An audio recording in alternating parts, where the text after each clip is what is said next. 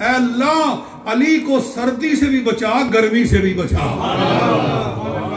نہ اس کو کبھی سردی لگے نہ کبھی گرمی لگے، کیونکہ اس وقت ان کو بڑی سردی لگ رہی تھی۔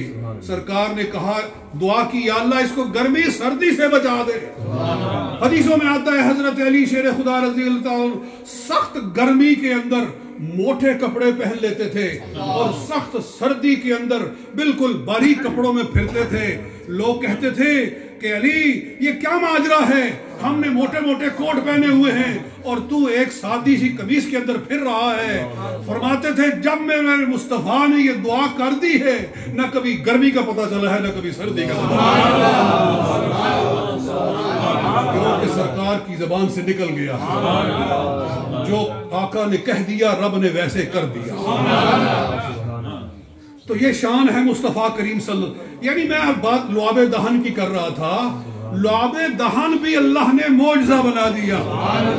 صرف لعاب دہن کے ہی معجزات بیان کرنے شروع کر دیے جائیں تو وہ ختم نہیں ہوتے ہیں دوستو۔ مستقل کتابیں لکھی گئی ہیں حضور علیہ السلام کے معجزات پر۔ بات یہاں تک پہنچی ہے حضور علیہ السلام کا سارا جسم مبارک معجزہ ہی معجزہ ہے، سرکار کی انگلیاں معجزہ ہے، سرکار کے ناخن معجزہ ہے۔ وہ قربان جائیں، حد یہ ہے حضور علیہ السلام کا بول مبارک بھی معجزہ ہے۔ جی نبی علیہ السلام کے جسم مبارک سے وہ جو چیزیں خارج ہوتی ہیں ہمارے جسم سے نکلیں تو اس کو گندگی کہا جاتا ہے، نجاست کہا جاتا ہے۔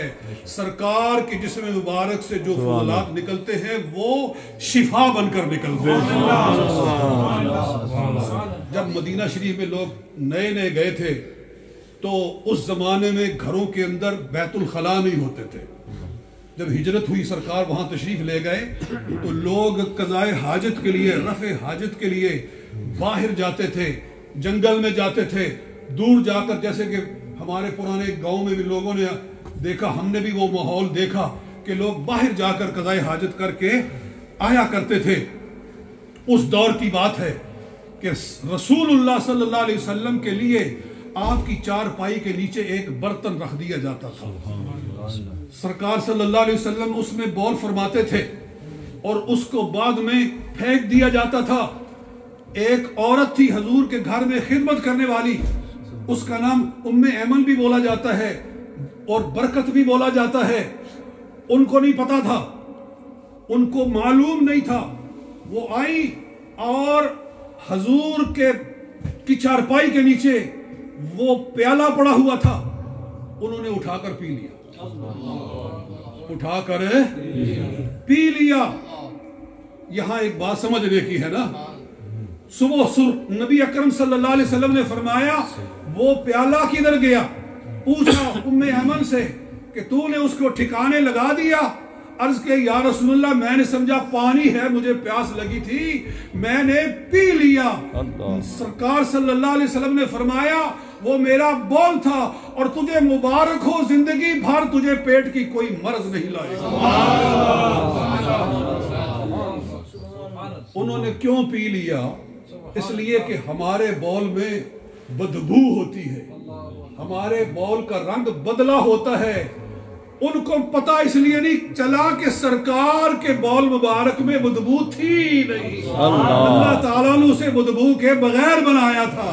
ارے اس جسم سے نکلا ہے جس کو اللہ تعالیٰ نے خوشبوؤں سے بنا ہوا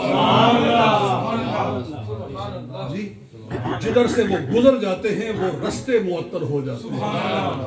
یہ شان ہے ہمارے آقا و مولا سید عالم صلی اللہ علیہ وآلہ وسلم کی، یعنی معجزات کی کوئی حد نہیں ہے، اور پھر معجزات ساری زندگی حضور صلی اللہ علیہ وسلم کی معجزہ ہی معجزہ ہے۔